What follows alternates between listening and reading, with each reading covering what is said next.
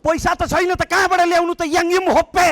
सभामुख महोदय, रक्सी, चुरोट, सुर्ती स्वास्थ्यका लागि हानिकारक जति वस्तु विदेशबाट आयात हुन्छन् अर्को 50% कर थपौँ।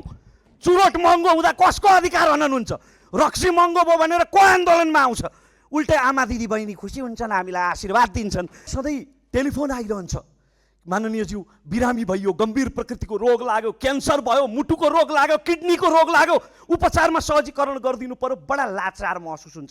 त्यसकारण म अर्थमन्त्रीज्यूको गम्भीर ध्यान आकर्षण गराउन चाहन्छु। स्वास्थ्य बिमाको सीमा बढाउने कुरा असाध्यै सन्तोषजनक छ, तर एउटा स्वास्थ्य उपचार कोषको स्थापना गरियोस् जसले निम्न वर्ग र निम्न मध्यम वर्गका लागि 5 लाखभन्दा बढीको उपचार निःशुल्क गर्ने व्यवस्था मिलाओस्। अब तपाईँ सोध्नुहुन्छ पैसा त छैन त कहाँबाट ल्याउनु त याङ्गिम होप्पे।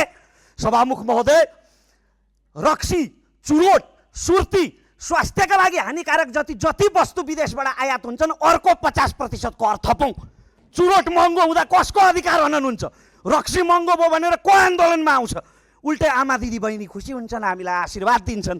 एक त मान्छेले कम खान्छ उसको स्वास्थ्य राम्रो हुन्छ, अर्को निम्न मध्यम वर्गीय रोगी बिरामीहरूको निःशुल्क उपचार गर्न सकिन्छ।